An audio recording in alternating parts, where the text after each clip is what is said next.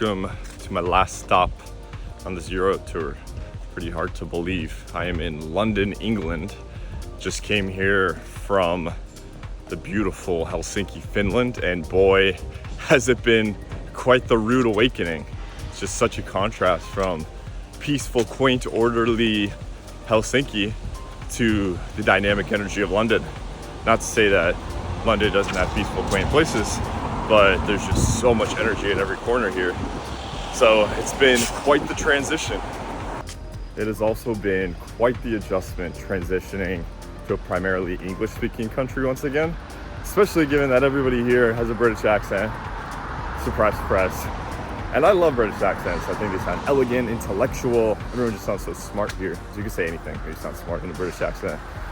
But after being in all these different countries, from like Slovenia to Estonia to Latvia, where a lot of people do speak English, but not primarily, it just changes the way you walk through your environment. So that's been an adjustment. But all that to say, I'm excited to explore London for the first time. There's a lot of historical sites here. Definitely gonna check out some museums, but also try not to rush it too much. So yeah, we'll see. I went to the Design Museum yesterday. I was pretty sleep deprived. It's always fun in museums, but that museum is awesome. I highly recommend it. They had a lot of really cool displays of technological design, so that was really cool. Overall, yeah, there's so many cool museums, sites to see, so I'm excited to check it out.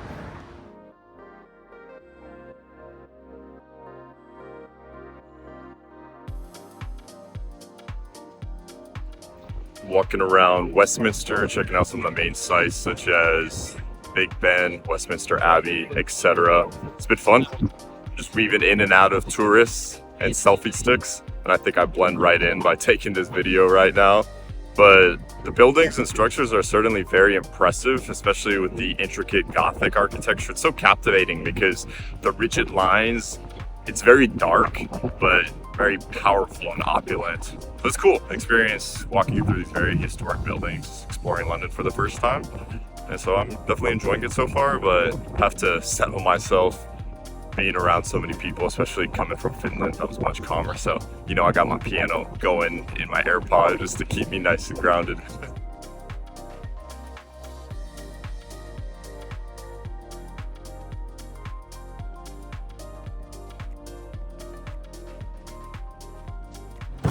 Just opulence. Just opulence everywhere. Like lions, man, in this square. If that doesn't speak strength and power of the British monarchy, then I don't know what does. I mean, the architecture of all these amazing buildings helps, especially after coming from the Baltics and Finland, where there are things to see, but this is night and day in terms of the number of sights to see. It's pretty impressive. Won't lie, yesterday was a bit of a tougher day. It's travel day, flying out 3 hours, no sleep, and then acclimating to a much different environment than I've been used to.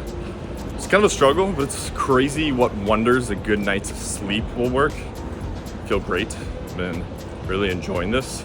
And it's pretty funny thinking about the sense of comfort that I feel being around so many English speakers again, since that was an interesting dynamic, almost feeling like a wall of communication, right? The barriers that come with that at times, but knowing that's the point, right? Like that's why I've been doing this, is to put myself in uncomfortable situations and tear down my castles in my life and see where I ultimately stand, right? Because myself personally tend to be very routine oriented, and I try to create a sense of structure amidst a life of chaos. Meaning, in general, life is very unstable, life is very chaotic, but you can almost insulate yourself by creating certain routines and structures so you can better focus on certain things. Probably didn't pick the right place to record this given how busy and loud it is, but we're doing it, the thoughts are flowing. But the point I was just making is that routines can help you insulate yourself and in ways create stability to instability so you can be more focused on certain things. But it's in the extremes that you often learn the most about yourself, which is why I wanted to be like naked, so to say, in a lot of parts of my travel and just seeing how I react to certain things. And it's been interesting because oftentimes I felt certain angst or anxiety that I'm not used to experiencing, and it's really shown me how I react to certain things and how I can work on those things going forward. So it's been really eye-opening and provide a lot of perspective. So I'm very, very appreciative of that.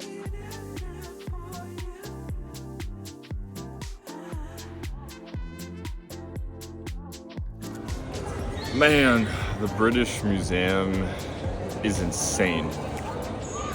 If you want to teach somebody about the history of the world, just lock them in there for a couple months and you'll have a pretty good idea of the trajectory from ancient history all the way to the present. There's just such an incredibly mind-blowing collection of different artifacts from all different empires, from all different time periods. It's amazing that this is all collected in one place like this. In terms of museums, I can only think of the Met in New York City and maybe like the Art Institute in Chicago that have really impressed me to this degree. I was only in here for 2 hours, but could easily spend multiple days. And that's always the tough thing with a massive museum like this. You can either take a generalist perspective of just bouncing around and taking bits and bits from different rooms, or just really focus in on a single one. And given that I'm only here for a few days, just wanted to get a general idea, but man, if I lived in London, I would like to think I would come here fairly often.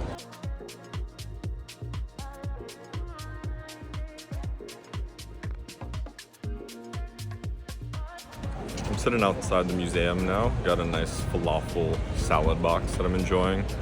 And just thinking about some of the exhibits that I walked through, one that stood out was the Enlightenment exhibit, which was a collection of different artifacts compiled during the Enlightenment period following the Renaissance. So this was like the 17th, 18th, 19th centuries, like spanning within that time in Great Britain and other parts of Europe.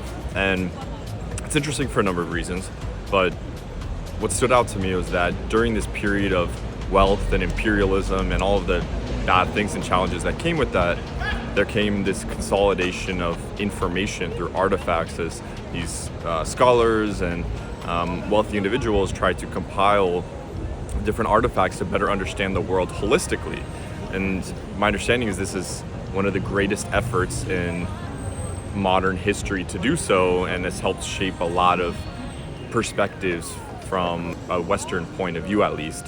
And it just got me thinking about the recency of a holistic understanding of the world, which of course has changed now in the information age with our smartphones. But the challenge that we now have is one, too much information, and two, the credibility of information and being able to trust what we're learning, because it takes time and patience to go to the primary source of information, and even research papers aren't necessarily reliable based off how the peer review is done, etc. That's a whole rabbit hole that I won't dive into, but really it just got me thinking about like, how do you best educate yourself in this time in which you have so much information? And I think it comes down to a number of things. One, patience in how you process information, and two, focus on having, I don't know, some open-ended desire for general learning and understanding, but then from there being focused in having some guided curriculum in understanding the world in a more pointed way. And I guess there's other layers of focus too, of just trying to absorb things in a way that is sustainable.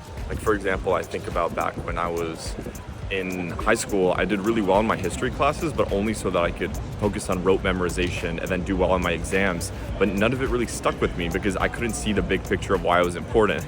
So there's a number of layers there to dive into, but I think in this time we have this abundance of information and ability to learn and conceptualize the world, and it calls for a lot of intentionality to come and try to understand the world, and which is why I did this, and going out to travel for multiple months on end to get different perspective of people and see places for myself. And I guess that was the point I was trying to make when I was in school. History didn't quite hit the same because it felt much more abstract. Whereas when you're in an amazing history museum like the British Museum or traveling the world, you get to see these things for yourself, and there's a little bit more stickiness to the things that you're learning. But anyways, I could go on and on, but I think the credibility information today is a challenge, but we have this beauty and agency in being able to curate our experience and being able to learn different things. And I guess that's what I really mean when I talk about focus, is being able to choose your own journey and create your own adventure for what you want to learn and what you want to do with that information, which is an amazing tool that is very difficult to harness amidst the distraction of so much noise that you have to filter through to be focused in your information diet.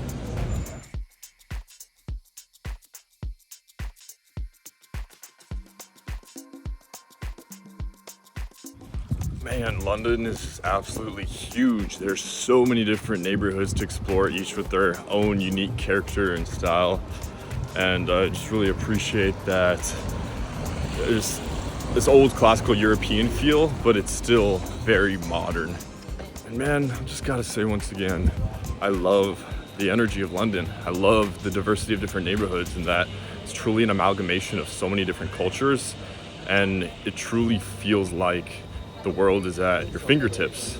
And there aren't a lot of cities that provide that feeling to this level. I think New York City is the most comparable that comes to mind. Obviously, there's a much more European version, I think, like I mentioned previously. But it's cool in a city like this. Obviously, it's so large and dynamic. There's a lot of good and bad, you can say, and there's a million different ways you could process and experience a city like this. But it's cool, like I think this would be the perfect place to go to school and get an undergraduate degree or a master's degree, because if you want something, you can probably find it here in terms of people, in terms of connections, in terms of pursuits and how you want to express yourself. It's very difficult, but if you're focused, cities like this, I think, provide a lot of opportunity. And I mean, obviously London is one of the biggest, most bustling cities in the world for a reason, but I'm really finding appreciation in that.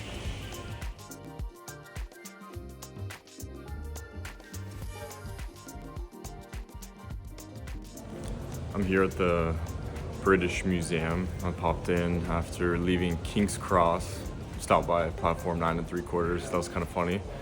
And this place is pretty cool because it has a collection of a series of handwritten texts and books from the last couple thousand years of great importance. Everything from original compilations of the Bible to the Magna Carta to Leonardo da Vinci's doodles to Beatles lyrics. And as I walk out of that exhibit, it makes me think about what I was talking about leaving the British Museum, with some of the challenges now we have with so much of an abundance of information, and how important books are with helping with what I mentioned, with fostering a sense of patience and focus in processing information.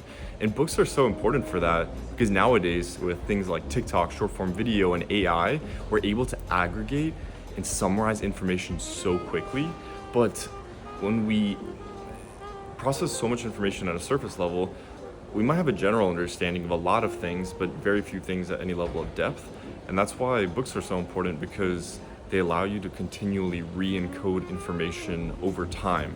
So if you're reading a book and it takes you 10 to 15 sessions to read about a given topic, then you're constantly reprocessing that information in a new way, and then it really sticks. Whereas if you just watch a 10-second TikTok on something, maybe in that moment it can help you figure out like where you're gonna eat lunch, but you're not gonna remember that information.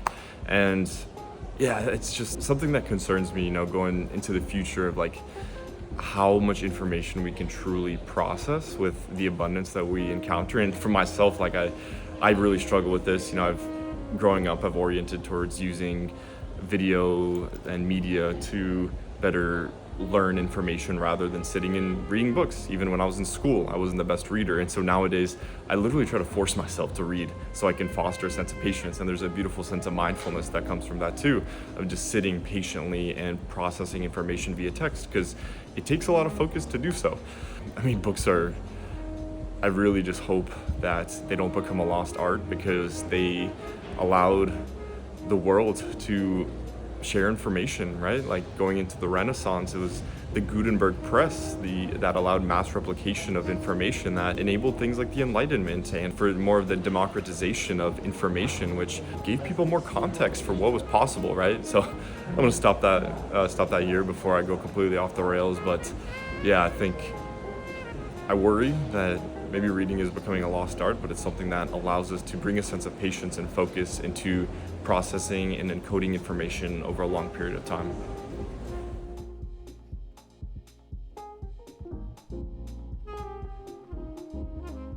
All right, it is my last full day here in London before heading back to the States. It's been such a journey, I can't believe it. I think I finally, here in London, adjusted to all the British accents around me. Has been overwhelming, the abundance of intelligence. I do think it's pretty funny though how much variation there are in the accents across the entire UK, so that's been fun. But yeah, I'm in Notting Hill. This neighborhood is pretty cool because there's a bunch of pastel buildings. There's also the market, the street market, whatever it's called. And I stopped in for some chai, nice green bowl. I'm about to head to the Museum of Brands. There's so many random museums here. Went to the Design Museum earlier, like I mentioned, going to the Museum of Brands, gonna check out the Natural History Museum. And I think it's just really, it's interesting how spread out each neighborhood is, but there's so many nice areas to walk around within each. It's pretty overwhelming, and my feet are definitely reaching their limit of how much they can handle walking after 2 months in Europe and now traversing through all of London on foot. But yeah, I'm gonna make the most of this day, and yeah, I'm just appreciating the journey. Okay, in the last couple months of travel, I've been to a ton of museums, a lot of which have been very cool and stimulating. And I really like to visit museums when traveling, since they can provide a lot of reflection points that describe a place, or just prompts that are very stimulating to think about life as a whole. And since I've been traveling solo for a large portion of this trip, it's been a nice way for me to muse on different ideas and kind of reframe some of my processing of the world and challenge some of my assumptions. But anyways, this museum, the Museum of Brands, was probably one of the coolest museums I've been to, because it was this massive collection of consumer products, different household goods, just various things and posters and different marketing tools or items that have been compiled from the Victorian era 200 years ago up until now. And it's just such a cool way to paint a picture, paint like some picture of what different consumer lifestyle was like in different periods of time here in the UK. And obviously it's only a very specific perspective, but it's just such an interesting reflection on the different times, like seeing in the World War I, World War II eras, how a lot of the products shown were more focused on wartime, and like obviously a lot of that was caused by rations. And so it's interesting to see all those things together, and to also see brands that have withstood the test of time, such as like Cadbury and Heinz, etc., that have maintained certain elements of their brand, but also changed small nuances. So there's a lot to say. I mean, it's cool to see like stylistically how things change. There was a lot more red and like natural designs like in the past, and seeing the evolution of that over time. So that's a rabbit hole in and of itself, but I love that museum. My minor in university was marketing, so I always really enjoyed the psychology of thinking about why we gravitate to certain products versus others. And obviously that's super complex, but that was an incredibly stimulating museum. It was very overwhelming because there's so much to look at, but one that I will certainly remember and probably be thinking about for at least the next couple hours. Although now I'm going to the Natural History Museum. It's gonna be a lot, probably sensory overload. So we'll see. My brain's probably just gonna be mush after this. All right, well, my brain is now completely scrambled. For one, that museum was incredible. All of the museums in London are mind-blowing. The replicas for different animals and dinosaurs and the collection of minerals, everything in there it's pretty mind-blowing. Like the blue whale, the the T-Rex in there. There's so many different immersive experiences that help you visualize the scale or understand kind of the nuances of the details of how like dinosaurs lived. And then the mineral collection was just unbelievable, with so many different jewels, and there's just so much you can learn about the natural world in there. I find it really hard to truly process things in museums like that, because I try to read the descriptions and I try to pick up on things here and there, but there's just so much to look at.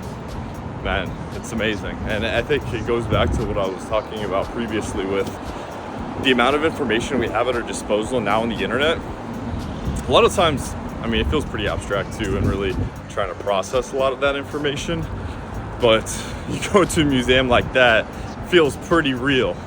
It blows my mind to see collections of so many different pieces of information or examples of things all in one place I think London has a lot of museums like that. But I think I'm good on museums for the rest of my life after visiting London. Man, this city has it all in terms of urban landscape.